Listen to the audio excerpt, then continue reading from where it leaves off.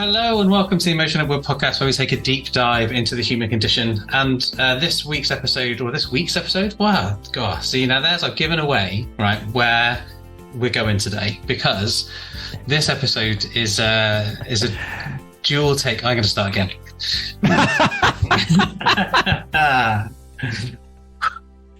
I'm so used to hearing this week's episode from Ross that no, I'm not going to start again. I'm just going to put this out. It's fine.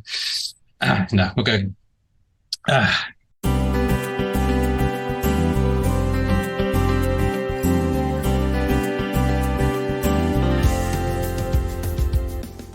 Hello and welcome to the Emotional Word Podcast, where we take a deep dive into the human condition. And this episode is a bit special. It's a bit special because it's part of a double episode that's going out with the teams from Mind Tools. That's Mind Tools FB, which is for business, don't you know? Where we collaborated to do a fringe event at the Festival of Work in London in 2023, and as part of that fringe event, we identified some hot takes. And our definition of hot takes is something that is slightly provocative, but also may have an element of truth in it. And on the Mind Tools episode, we've looked at one of the hot takes, and this one we're going to be looking at communities. And the hot take we're reviewing is L&D can never build communities as they're not targeted or rewarded for it. So that's going to be the hot take that we'll explore. We've got a few different guests on the show today. So let's get our guests on the air first before we dive into it properly. So our first guest, I'd like to welcome for the second time on the Emotional Word Podcast, Ross Garner. Hello, Ross. Hello, Phil. It's lovely to be here. So that's 2 appearances from you on your show and 9 from you on my show. So some work to be done. Not that anyone's counting. No. Yeah, exactly. And that voice that you heard is our second guest from the Mind Tools team, which is Nadia Khan. Hi, Nadia. Hi, Phil. Thank you for having us on. I'm good, thank you. And it's Friday, which is nice. And the final guest that I'd like to welcome to the team is a member of the Emotion at Work team, which is Lizzie. Say hi, Lizzie. Hi, Phil. It's really nice to be on a podcast. Usually I'm just promoting the podcast. Now I'm on a podcast. Yeah, I'm very excited. Absolutely. You can put yourself front and center now when you're promoting. You can say, because this is me. This is me. I am here. Now, I was excited. Hi. Taylor Swift rendition there. Oh, well, did you know, Ross, that Lizzie has got the cardigan? The cardigan? The cardigan. Yeah. Lizzie has the Taylor Swift cardigan. This was a video format. Taylor Swift has a cardigan? I'm sure she has many cardigans. But it's the cardigan that she's written the song from Folklore on, if that makes sense. It's cardigan. Right. There's a whole Taylor Swift general knowledge thing about clothing items. You need to do a deep dive on this. We do. Well, we could do a deep dive for ages. I mean, we could talk about the scarf as well, but we'll leave the scarf. Yeah. But yeah. Moving swiftly on. Nicely done. So within the Emotional Work team, that we have 3 big Swiftie fans in myself, Lizzie, and Ashley. We're all big Taylor Swift fans, and Ashley was the only one to secure tickets. Not that I'm jealous in any way, shape, or form. I got tickets. Lovely! Well done! Congratulations! Well done, Ross. Where are you going to see Taylor Stockholm? Swift? Okay. Yeah. I didn't think about trying to get international tickets. Now even more jealous. It was A, you've got tickets, and B, you had an idea that's better than mine. It was the guy that pilots the ship in the Matrix with the 8 computer screens up, but each logged into a different Ticketmaster account trying to get it. Yes, and I should say that Ashley's lack of presence on this podcast has nothing to do with the fact that she secured tickets to Taylor Swift. She's actually just to be clear.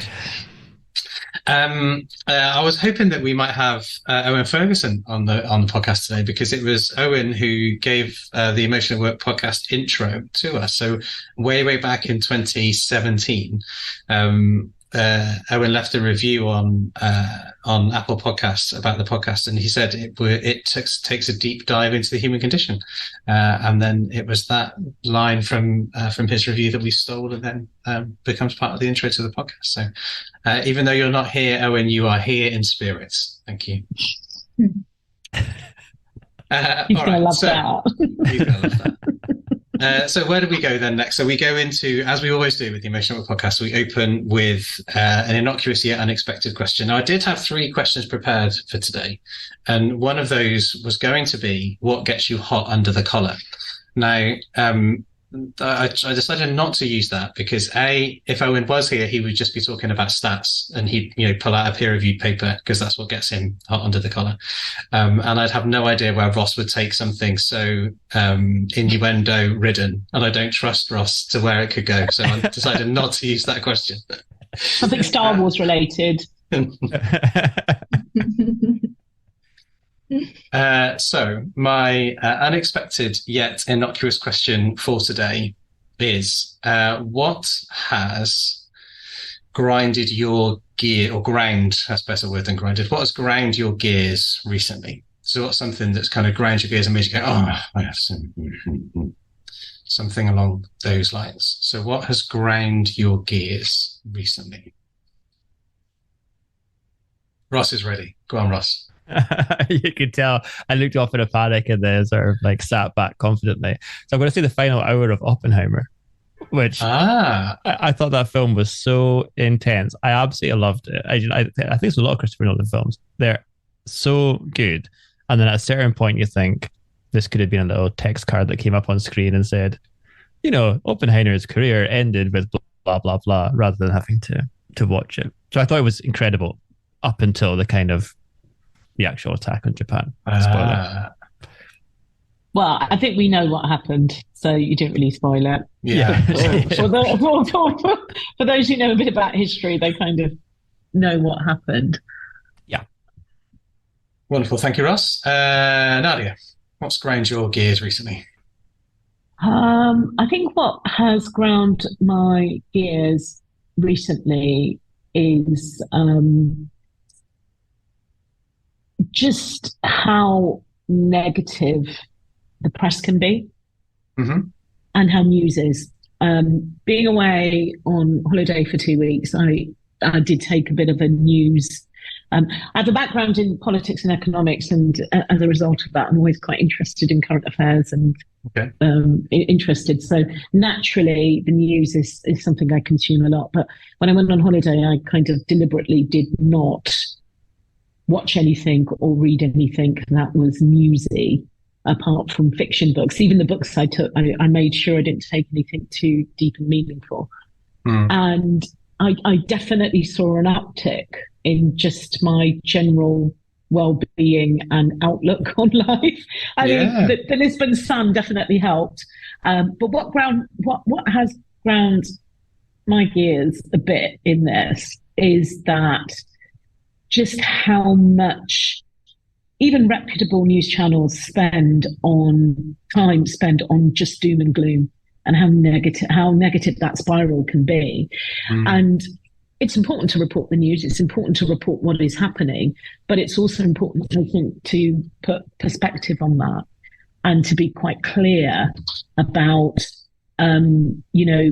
what we can actually do. I often think when people write news, you need to think about the impact you're having on the end user and what action they might be able to take from that. Because in most cases, we can't really do anything about those situations. It can inform us, but it can also leave us quite bereft because you feel a bit down about it. So I think it would be nice. What's going on my gears is that how negative some of that stuff can be. And I think I'll be taking some more news detoxes quite soon. I can understand. I definitely understand that. Yeah. Wonderful. Thank you, Nadia. Lizzie, what's ground your gears recently? Like a very, very small, insignificant thing, but outside my apartment building, there is a massive billboard poster. And for the past few months, it had a lovely advertisement of the new Barbie film. And every time I go anywhere, I walk past it and it just makes me smile. It was really nice colors. It was really pretty and it just uplifted my day. And that was changed on, I think it was Tuesday morning when I first saw it, to this. It's an advertisement for TNT sport, which on the surface, I don't mind. Sport's great to watch. It's summer, there's a lot of sport going on. But it's like the advertisement, it's a completely black background, and it's like then like cut out of these three male sports players, and they're all like, doing that like angry shouting that people do. And it's just that. And it's just, I don't know why, but it's just so interesting how it, like, it's such a small thing, but how it changes, like, just the way you feel as you're, like, walking out. And so, not that there's anything wrong, sport's great, but it was, that was a bit like, I liked the Barbie poster, and now it's been changed to something that feels a little bit more gloomy and aggressive. Yeah, that sort of ground my gears a tiny bit. Yeah, wonderful. Thank you, Lily. What's ground my gears recently is humans, which I know is like a really big... You change your career, Phil. Yeah, I know. I'm working on a project at the minute, and last week we had... we did an awful lot of work, an awful lot of thinking about some actions we needed to take and how we needed to approach what we were doing over the next kind of week or so. And we finished that meeting, I think it was at like 6:00 on the, whatever day it was, the Wednesday. And by 9:30 the next morning, over half of the people in the room on 3 separate occasions had all done the complete opposite of what we agreed to do the day before. And I was like, what's the point? We just done all of this work to go, right, this is how it needs to be. This is what we're going to do. And then they did the complete opposite. I know, because I human behavior, emotions, all of those things, asking somebody or somebody choosing to behave in a different way is hard because they behave in a particular way for so long. I understand all of that, but it really ground my gears on that Thursday morning. I was like, what's the point? And I got over myself. It was fine. But it certainly ground my gears at the time. Sounds frustrating. I guess it is. But it's one of those things where what we've got in that example is a community of people that operate in a particular way. And then when you're trying to get that community to behave in a different way, you've not just got the individuals that themselves are thinking, right, this is how I'm going to be now. You've got all those that they interact with in the community that expect them to behave in a particular way. So they leave the space, or they leave the opportunity for someone to do that, or they look to them to do the behavior that they would typically do. And so it's easy to then do what you've always done rather than try and do something different. So What a deep dive into the human condition. Well, I was about to say this is very much in that space, and having delivered a number of kind of change type programs over my career, I'm never surprised, but it always comes up that winning people's hearts and minds, even if something looks like it's a good thing to do, it takes a lot longer than you ever think it's going to take. Even if the rationale is there and everyone is signing up to it, you might win someone's mind. It's winning their hearts and getting them to emotionally come along with you, which is the hard part of any kind of doing work in a different way to what they're used to. And the emotion at work. And the emotion at work. There you go. It's all connecting now. I mean, if only there were some tools to change the mind. If only. If only, Phil. If only. All right. All right, so let's move into the hot take that we're looking at today then. So the hot take was learning and development can never build communities as they're not targeted or rewarded for it. And a lot of us are parts of communities. So we're in different communities of practice. We're in different communities that we operate in. So what are our thoughts on the hot take? Do we agree with the hot take that L&D can never build communities as they're not targeted or rewarded for it? If so, why? If not, why not? I feel like I want to come to Nadia first on this one. I mean, people build communities. If we're talking about this in the employee context, it's the employees that build those communities. I don't think it's learning and development may facilitate the creation of either online or offline communities. But what really builds a community is are the people that are engaging with it. and that's what sustains the community. And we know this from, I know we're going to go on to talk about this, obviously, that's essentially one of the hot takes we're discussing, but communities of practice don't just appear overnight. They take quite a bit of time to establish because they're based on mutual trust and understanding. They are based on honesty and transparency. So it's getting employees along to understand what the values are of a community of practice and encouraging them to develop and sustain them themselves, as opposed to L&D, building and sustaining that community. It's facilitating that and explaining the importance of it and demonstrating the importance of it. But I don't think L&D can build a community. Okay. Thank you, Nadia. Ross, what are you thinking? I think it's a timely question, or criticism, I guess, because there's a lot of chat more broadly about communities in the tech space, basically because of the implosion of Twitter and then the sort of proliferation of alternative social media apps and the difficulty that they have actually gaining traction. So like Threads was like in the news. So that's the Instagram app, which grew really quickly because basically people could just import. It was really easy to sign up, and you could kind of port some of your Instagram community over. But it doesn't seem to have. It can't happen overnight because the beauty of Twitter, as it used to be, why it was so valuable to me as an L&D professional, there was everyone else that I wanted to speak to in the L&D community, kind of like had things to share and was interesting, existed on Twitter. And Twitter had this dominant position where like it would appear on the news, like every like newsreader would have their Twitter like handle would appear under their name on the screen. And when you were watching things on TV, the Twitter hashtag would come up with them. And so you had this sort of one central place, like it was literally like this town square kind of environment for everyone on the planet that had internet connectivity. And that's great because everyone's in the same place. The difficulty in the past has been when you try and create a community somewhere else, you're often introducing a new platform. You're introducing like a place that people have to go. It's not somewhere that they already are. So then you need to make it a habit for people to go there. And you need to have this kind of network effect where the people that they want to interact with are already there. Because it took me like 2 years to really get into Twitter, like to actually build a network of people. Like Phil, you would be one of them, like someone who I've met through that Twitter community. And, definitely. I've then like formed friendships with and met IRL, and we've done and things like that. But that didn't happen overnight. It took a really long time. And so I think if you can try and do that in the corporate space, some of the difficulties are you're creating somewhere that people have to go that they're not already. It's like then you have to build a habit to go there in the first place.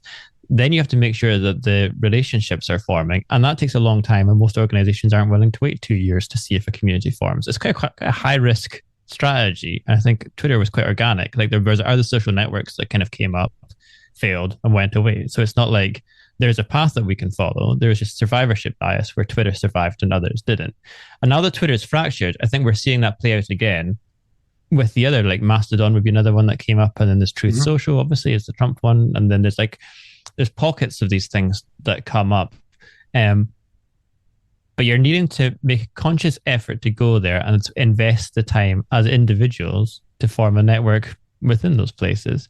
So that's difficult even on the individual level. It's even more difficult if you're going to do it in a smaller context. It's just a business, it's not the whole world. And try and shepherd people to form relationships there. So it's just really difficult. I think it's really difficult, but I think it's also probably, if you look at two communities of practice, and you've just described what Twitter was like, you've described, I know a number of people that are on Discord and their community groups. So there's something about the corporate environment in which I almost think L&D, as I said, needs to create the technology and the places for it to create the tech and the space for it to do, but it almost needs to take a real step back, because there is a level of trust and transparency in those groups, which I don't think would be there if people felt like the whole business was able to see what people were talking about. Do you know what I mean? I think there is something about a community of practice. And if I think about communities of practice that I've run in the past, they've operated in kind of face-to-face communities of practice. They've operated under the Chatham House rule. people, and for listeners in Chatham House, rule is that if somebody shares something in a discussion, you are able to talk about it outside as a topic area, but you can't attribute it to a person or an organization. And it creates a certain level of trust. Now, I think we're both probably coming to the same point, and it was one of the points I made earlier, that it doesn't happen overnight, because trust doesn't happen overnight. And for people to feel comfortable, you always, every time I say anything, you always you always claim you made that point already. I'm reinforcing the point. That trust is, because it's not going to happen overnight. It never does. And that is based around trust. So if we look at the general employee life cycle, some of that is always not in our control either, because people may not be in organizations for long enough, or in working in certain teams for long enough. There are things, sorry, I know this is your show, Phil. I will let you come back in. But because you talked about L&D can build the tech to enable that. I think I would almost say the opposite, which is you kind of need to be looking at where do pockets of community already exist within your existing tech infrastructure? Because that's to the habit piece I was talking about before. Rather than form a new habit of going somewhere new, this new platform where you're going to have community. Where are there already communities, and how can you help those flourish? So like Teams, for example, I don't think it does as good a job as Slack. But if you have Teams, you could use that. If you have Slack, you could use that. Yammer never really seemed to work for this. That'd be interesting what Lizzie and Phil thinks. Well, I think for Lizzie in particular, someone who looks after our community. So, and in a way, we're trying to do, I guess, Ross, what you're describing there, creating a different space where people that are interested in, passionate about, or you're struggling with, what do I do with emotion in the workplace then? Where do I go? What do I do? So that's kind of sits in Lizzie's accountability. So yeah, I don't know, Lizzie, what are you thinking? What are you feeling? What would an L&D community look like? And from you guys who have so much experience in this field, I guess almost what would be I don't know if it's crude to say, but what would be the point of this community if L&D were able to build a community? What would it look like, and what would the purpose be for people? I'd be really interested to know what you guys think of that. Would it be a place, because I know we've mentioned communities of practice, would it be a place that people come to get information about L&D, or talk about L&D, or talk about what they're learning? Yeah, I kind of wanted to delve into that and see what you guys thought. Well, if any of our fair listeners want to think about how to set up a community, there's your pick list of questions from our own Lizzie Filicky-Brew there to get your thinking started. So to answer, Lizzie, I think there's a couple of different perspectives. So one, I think the hot take is trying to get at the idea that L&D as a function or as a team within an organization then creates L&D then creates a community for people to come to. So that could be a community of practice where you've got people who share maybe a technical expertise, or share an interest, or share an area, responsibility that they have to come together to discuss and solve problems in that way. It could be a broader kind of company community where you're trying to get people together to who all work for the same organization and want to talk about where the organization is going and what it's doing, and those kinds of things. I think the hot take itself was around this idea that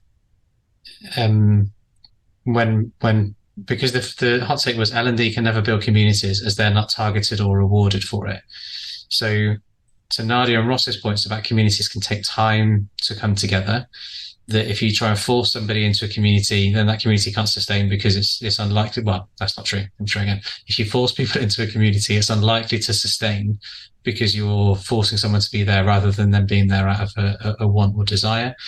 So I think to answer your question, it could be where I think it's less about the hot take, I think, was less about L&D kind of creating a community for themselves. It was more about them trying to create a community within an organization. Do you think that would be fair, Nadia, Ross? Yeah, I think so. I think Mark Britz and James Tyre, who are two people who I met via Twitter as part of that community of practice, they wrote a book on this, Social by Design, which is super short. You can read it in like an hour, and it's I really recommend it. They've come on our show, the Mind Tools L&D podcast, a couple times to talk about it. But they basically describe how if you have a problem at work, and we actually did some research within our business as well on what do managers do when they have a problem at work. The first thing they do is they ask another manager. And so what Mark and James would say is like often that's what happens in all organizations. You ask the person that sits next to you. And so to your question, is like, what's the point of a community of practice? I think or a community within an organization, is an attempt to scale that. So if you have difficulty with a particular thing, say for example, in our business, we're trying to become more data led and we have experts in data. So if I have a question about data, rather than going off and Googling that and not being sure which results to look at or what to trust or how to apply them in my context, there's people in my business that I could talk to about data and I could learn from if only I was connected with them. Mm-hmm. So the notion of like having communities within a business is normally like you're trying to sort of create shortcuts on this sort of highly interconnected network where if you have something you're struggling with, you don't have to go on a training course to jump to the search for yourself. You don't have to request training. You can easily be connected with someone, or you've already got a relationship with someone that can help. The difficulty with that is that how does that happen without someone there encouraging it to happen? And Mark and James in their book kind of have this process of like being really explicit about actually wrote it down. So they have, you want to create a system, like be systematic about it, like promote this idea of building community so that people are aware that it's a thing that exists and that you're talking about all the time. Once you have a system to it, that can then lead to behaviors like encourage people to share stuff and to respond and then celebrate when that happens. So that the system leads to behaviors. And then the more those behaviors are demonstrated, that leads to beliefs. And the beliefs to kind of get to is when I share my experience and learn from others, it's better for everyone. Yeah, that's the kind of ideal, but in practice, it's really difficult. So I think actually looking at this hot take again, communities of practice is a possible outcome of something that L&D could play a part in, which is social collaborative learning. And that's what you're talking about there, Ross, which is how do you use internal experts? How do you use people within your peer function to help you? And how does L&D create that environment, of which one could be encourage, I think. It's like it's almost like gardening rather than creating. It's like you're like helping form these links. You're not necessarily controlling it. Yeah. And if we look at top performing organizations in our benchmarking study, they do a lot in this space. They are highly socially collaborative L&D teams and create those and, as you say, encourage and facilitate those environments. But they also are big users of internal experts. So where is their good practice within the organization? Where are their skills? And they are very, very clear where their key critical capabilities are across the business. So that, to your earlier point, Ross, when we do look at our own learner data and we crunch it, we know that speaking to somebody in your team and speaking to your manager is probably the place you're going to go to first. So how do you create that there? So I think, if you pare it back and think where communities of practices can derive from, which is greater social collaborative learning, then L&D definitely has a role, quite a strong role in emphasizing the importance of that over potentially other bits of tech or guidance that they might be providing, as opposed to directly being able to influence communities of practice. I'm curious how Lizzie and Phil, your community works. I guess like what I mean is how much effort is it and what kind of impact have you seen? And the reason I'm asking is because I was talking at the start about you need to build a community where it already exists and build on those foundations. But there is actually an advantage to what you've done, which is it's separate from the workplace. So you lose some of the baggage that Nadia Kim was talking about earlier on about, I don't want to say stuff at work because I'm at work with my colleagues. Having a separate space like the Emotion at Work community means you can talk to peers who you don't work with, and so who don't have that same kind of, there's not that obstacle being worried about what you say, as long as those like rules are in place about confidentiality and stuff. So I'm curious what your experience is. Phil, I don't know if you want to go first, because you sort of, the community was like you created it, and now I'm like trying to help, I guess, run it. So yeah, you sort of go first in the beginning. In the beginning. So it's hard. So I think, and I think it's hard for a number of the reasons that you talked about, Ross. So one is it's a different space, so it needs people to then go and log into it, or to open it up. So there's those kind of barriers to entry in terms of going to that different space. They've got to find a reason to want to go there. Two, the community or emotional work as a business is about normalizing or harnessing the constructive power of emotion and the expression and the discussion and the exploration of emotion around that. And even though it's in a closed community forum, it's still public. So in that, anyone can join register with their email address and they're in.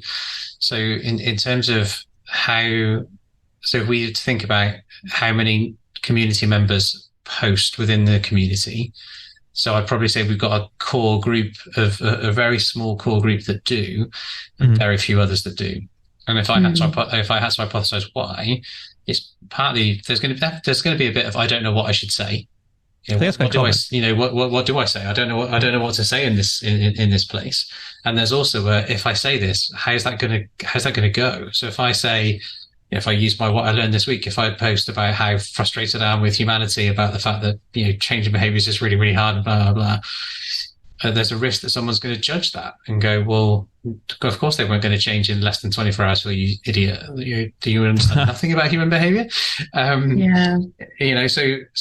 I don't know what it is. So I said I don't know what it is. I can hypothesize as to what some of the barriers are. What we see is people come. So they join the community, they will log in, they'll log in repeatedly. We can see that there's an appetite for it. So there's an appetite for it. People will come back in as well. So they'll come back and find content, they'll download content, they'll access resources that we're putting in, they'll join us on webinars.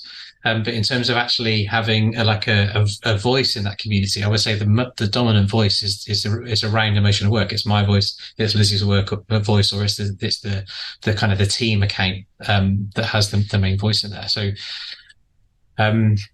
So it's hard. In answer to your question, how do you find it? It's hard. It's really hard to do. You see that on LinkedIn as well. I think I heard recently only 2% of LinkedIn users ever post, like ever, on the platform. But there are, I post quite a lot on LinkedIn, and I see people that like stuff all the time who I've never seen post. There is a big chunk of folk who are lurking, and presumably they're doing that because they're finding value from it. They're spending their time to go on LinkedIn without posting, and that'll be the same with your community. So I think there's like the sort of visible community, but then there's a kind of this peripheral Oort cloud, is that what you call it? It's kind of like that's a very nerdy reference, but surrounding it without ever actually getting involved. But they're still getting value from it. Yeah. And I think, just to name check it, I think it was Charlotte from the MindSource team that did the 2% people post on LinkedIn. Was it? Right. Reference. I think it was in the episode on. It was the episode recently that Gemma hosted with Charlotte on there. A lady called Steph and Claire, I think, was on that. I can't remember the exact episode, but just I can send a link. Thank you for your. Thank you. I think there's an interesting point here, and I wonder if Lizzie and you have felt this as well, Phil, because I've run our Mind Tools Learning Innovation Group in real life, as we call it, and IRL. I'm showing my age now. And also actually worked for an organisation which only built communities of practice before I joined Mind Tools. And most of those interactions were face-to-face. And I found that the conversation was much more engaging face-to-face, because people knew it was in the moment, was not recorded. Again, it was Chatham House. And in recent time, I've obviously, since COVID, been experimenting with the Learning Innovation Group. Most of those sessions are now online. We are doing some, Roth and I are doing some face-to-face sessions that'll be interesting to see. Where I don't record the sessions, people are really open. The moment we record a session, even if it's the presentation part of it, because some people can't make it, people immediately don't talk.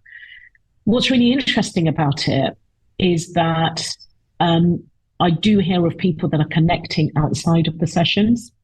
So on one-to-ones, where they'll say, oh, you mentioned that in the last session. Can we have a conversation about it? So, which is fine for me. You know, it doesn't need to happen in the session. The whole point is that this, as a community, sustains itself. And they are adding value to each other. But I think it's again, it's we've mentioned this a couple of times. These communities will take a bit of time to build up trust and rapport and understanding with each other.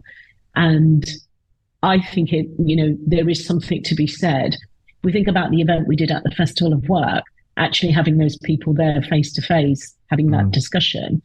So, maybe there is a bit of a hybrid element to communities of practice, in which people feel more confident, because I think in a professional environment, as opposed to a Discord group where you could be talking to a 55-year-old investment banker in New York or something, and they're part of a Discord group of somebody half their age or something. It doesn't matter as much, because the topic of conversation is usually something they're quite nerdy about, and that's driving the discussion. But here, when you are actually trying to create an environment in which people are supporting and challenging each other, you probably need a combination of mixed methods, I think, in growing that community. I think that's yeah. No, go on, Lizzie. There you go. I was going to hand over to you anyway, so you go. Thanks. Yeah, I was just going to say that's a really interesting point, and the way sort of people either open up or shut down depending on whether they feel like safe, psychologically safe in the environment. Yeah. And I think because of the whole sort of premise of our community is talking about emotions, and that traditionally and to this day it's something so many people still find really difficult. So exactly. I think it kind of, and I think there's already a level of self-consciousness that people feel when it comes to interacting on social media, and I think that's obviously demonstrated by the 2% fact. And so when you then scale that to talking about something that is even harder to talk about and feels even more, I don't want to use the word unnatural, but it might not feel very intuitive to a lot of people. I think it just seems to heighten that barrier. So I think you're completely right in A, it takes a long time for that trust to be built, and B, in-person events, I think, because there's so much that happens when you're talking to someone face to face, sort of subconscious social cues that can help you to feel relaxed and help you to open up in a way that just when you're staring at a computer screen about to write a post, you don't have. I think there can be a lot more anxiety around it. So I think, maybe communities need to put more into in-person events, or events where maybe it's online, but you can, it's a cameras on thing, so you can see everyone. I'm not sure. It's a regularity as well. Lizzie, and I'm sure you find this, and we find this, that the people that have been coming to sessions of the Learning Innovation Group regularly now know each other. And some of those they've met in real life. And it's when you consistently go somewhere and bump into the same people. If you think about all of us here, that's what's been happening over the years. We haven't built this level of trust to create this kind of joint community experience that we're doing right now, without investing time and effort in that. So, and if we talk about the human condition, everyone is different.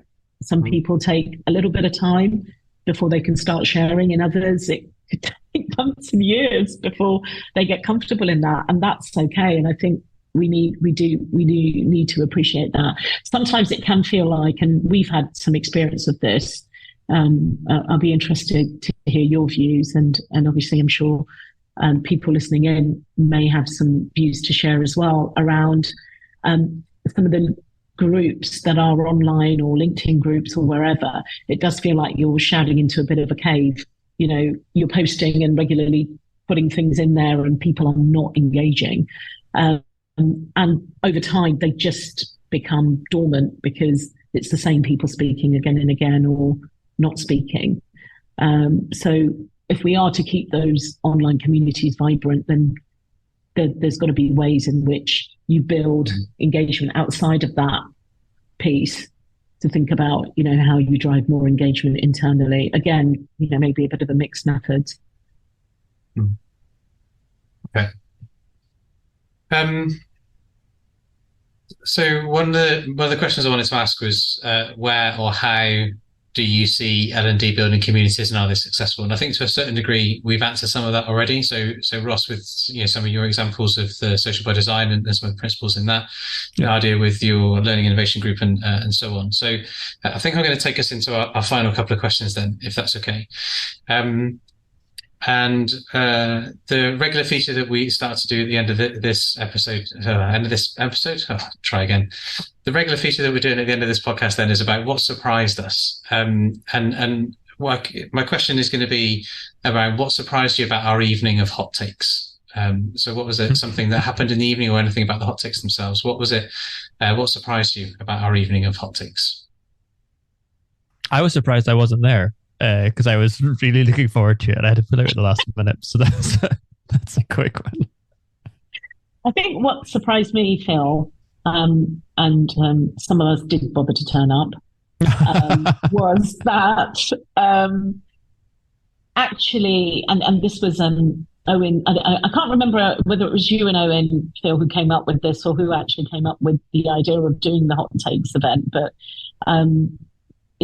for me, it felt like we had the main Festival of Fringe, which, by the way, was the Festival of Work event, which, by the way, was very good. I really enjoyed it. It was buzzy. There was lots of interesting sessions. But it felt like this was a bit of an alternative Fringe type event in which everything was up for discussion. And it was interesting how, again, the people that did turn up were quite open to be quite provocative and challenge each other.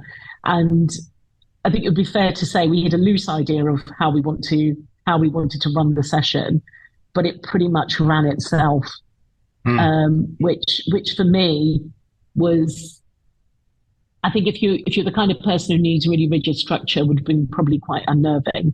But I'm quite happy to go with the flow with that. But I don't think you can set up a hot take session without being quite fluid, which I think was an interesting observation for me, was how well that format worked and how good the discussion and the conversation was, that it never felt like it was dragging in any way or people were not comfortable in sharing it. It was almost like, yeah, you know what, we're in a safe space. No one's going to judge us if we say, is there any relevance to us doing this or doing that?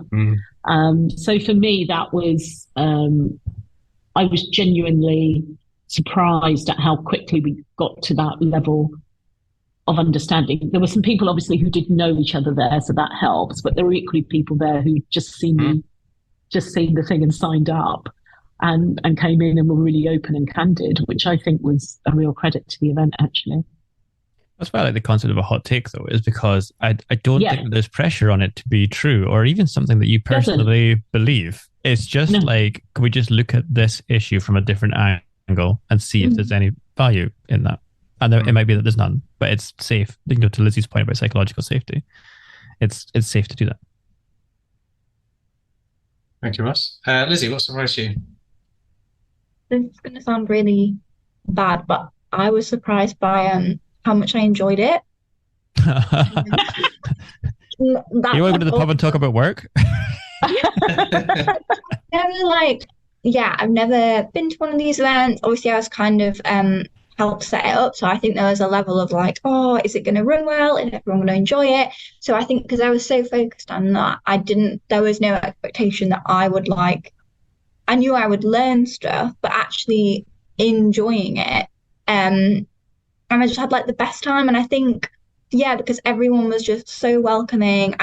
Apart from Phil and Ashley, I didn't really know anyone. Obviously, I knew you guys, but well, not you, Ross, we weren't there, but I knew you, Nadia, but I'd not met you in person.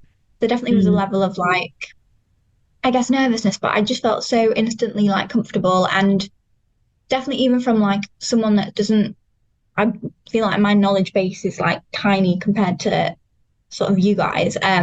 But weirdly that I didn't felt like that held me back from sharing things. And I think that is partly because of how safe and how just welcoming everyone was and how fluid and just open it felt. So yeah, I was surprised, I guess, by how much I enjoyed it, because I just really loved it, and I really think we need to do another one at some point. It's kind of why I was mourning the loss of Twitter, because I was in your position about 10 years ago, Lizzie, and came in not knowing that this was a career that existed, or what people did and what the roles were and what anyone was talking about. But I found that the L&D community was incredibly welcoming and friendly and open to, there was no expectation that you would come in knowing about the kind of stuff that people who've been here for a long time talk about all the time. And Twitter was a great space for that, to the topic of today's chat. It's a shame that's gone. Yeah, I think it's just finding new ways to connect with people. I know the L&D network, this is a little plug for them, but they do these like in-person co-working spaces like across the country. And they held one in Leeds like a few weeks ago, and I went to that, and that was great. But again, meeting people in the L&D space, and again, everyone was so lovely. So yeah, anyone that's listening that is new or just wants to meet more people in L&D, go to those events because they're really good as well. And we'll put links in the show notes to the L&D co-work pages where you can find where things are. So I know you weren't there, Ross. Was there something that surprised you about the hot takes when they came out? When you got to review them afterwards? Yeah, so I think that they were more candid than I expected. I worried to the psychological safety bit. I think I was a little worried going in that people might go for kind of topics that were a little bit mundane or safe or kind of just repeated themes from the conference. But I'll maybe flag a couple of them. Yeah, go on. So on the other podcast, we talked about most employees aren't actually interested in L&D. So I think that's like an interesting perspective at an L&D conference to talk about. Well-being programs are a thinly veiled apology for working employees to the bone. I don't think that comes up a lot in well-being conversations. And then the ED&I one I thought was really interesting and really provocative. I thought we need to be more honest to the overrepresented, what they'll give up and what they'll gain. I would love to have chatted about that. So I was really surprised that it sounds like a very safe event where people were willing to talk about these things. The ED&I one was a really interesting one. It was quite a fiery debate. I bet it was. Yeah, only because I think we almost, and obviously people moved around and picked, which ones they were interested in. That statement was a culmination of really talking around, similar to what we've just said about well-being, lots of organizational initiatives and not much to really show for it when you look at the hard cold data. And the organizational transformation and change that needs to happen in order for some of that data to look quite different is like most seismic societal shifts, require relinquishing of power in some way by dominant groups. That's how it works. And I think the conversation was very much in the space of, until we face that conversation with those dominant groups, nothing is really going to change. Which I think is, as I said, isn't just something L&D can fix. It's quite a structural issue. But those dominant groups, they're the ones that have these concerns. So, for example, if you're going to have more women on boards, then you do, by the nature of that, need to have less men. I think when we talk relentlessly about the benefits of diversity and inclusion initiatives, there's going to be a subset of people who think that's a threat to me. Yeah, And of those course are they the will. people who need to be convinced and brought on that journey. So when we ignore that concern and don't talk about it, we're ignoring kind of almost the main source of the issue because it's uncomfortable. Well, yeah, they need to be convinced, but no one is going to relinquish power without without it being challenged in some way. It's just not how power works. For sure. So I think you're right. That in many cases is the permafrost within organisations because that group is not changing or understanding where things will have to change and become more competitive or be relinquished in some way. But I think it was a really interesting debate, very, very interesting. It's one I think we should have more of, but Let's see Barbie for further details. See Barbie for further details. I do. Yeah. I too have a female aunt, so I'm very inclusive. That's a joke for anyone who's seen Barbie. Yeah, I was going to say that. I missed that reference. I have not seen Barbie yet, but yeah, I can imagine. Yeah, this is the CEO of Mattel. The Mattel board who create Barbie are entirely men, and Will Ferrell, who's the CEO, starts listing his equality credentials. One of which is he has a female aunt. Sounds about right. Yeah. Well, it also sounds like we might have 2 more hot take episodes to record. I mean, I would love to get into the well-being as a thinly veiled, corporate thing, and I think the EDI one as well. So, potentially we've got another couple of episodes to explore the hot takes. Sure. And to your point, Lizzie, I definitely think we should do another one. I mean, whether Ross comes, but I think we should definitely think we should do. Better if I don't. All right. So in the classic Emotional Work podcast way, then we will finish off with a round of, is there something else then? Is there something else or something more that you're thinking, feeling, or would like to say? Lizzie? I just want to say thank you to Nadia and Ross for coming on and just making the conversation so insightful. I feel like I've learned so much just talking to you guys. So thank you very much. And thank you, Phil, as always, for running the podcast. Thank you, Lizzie. Ross? I would thank Lizzie for coming on because I think, I do the Mind Tools L&D podcast every week. I have done for 7 years and probably I'm a little bit, I've drank the Kool-Aid. So it's really nice to speak to someone who's a bit newer to the industry, who has some fresh perspectives and maybe ask things or has observations that I think those of us who've been here for a while wouldn't have thought of. So thank you, Lizzie, for your contribution. Thank you, Ross. Nadia? Yeah, I guess it's coming back to your original kind of premise for the work that Emotional Work does, Phil, which is anything that involves the human condition and requires building trust, transparency, rapport is going to take time. And communities of practice is one of that. And I think it's like, people who want to do networking and say, I need to do more networking. And they think it just means sending off 25 emails to somebody to say, hey, would you like to, we sometimes get it on LinkedIn, random people messaging you to network. It takes time to build a network. It takes time to build a community. And there is definitely, in all of this, the earlier you start in your career and the earlier you start in your life in understanding the value of human connection and that the better and easier it is for you to do that rapport and trust building. It doesn't just happen in a vacuum. It does take quite a bit of time and effort to do it. Wonderful. Thank you. Thank you, Nadia. All right, so to round us up then, huge thanks, Nadia, Ross, for coming on. Mind Tools are a fantastic company. And what I love about what they do is the evidence that sits behind it. So the research that the Mind Tools team put together, the quality of that research, the depth of analysis, the rigor that goes into it is just brilliant. And something that I think just stands you guys apart from others that are out there, as well as the toolkit and then the custom e-learning and everything that goes with it. So we'll put a link into to your website, and just to say, huge thank you, Nadia, huge thank you, Ross, for being with us today.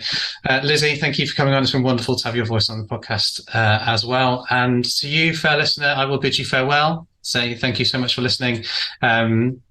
If you've enjoyed today's episode, please make sure you head over to the Mind Tools podcast as well, because if you enjoyed this episode, you will love what Nadia and Ross do over there. And leave us a review on Apple Podcasts or wherever you get your podcast from.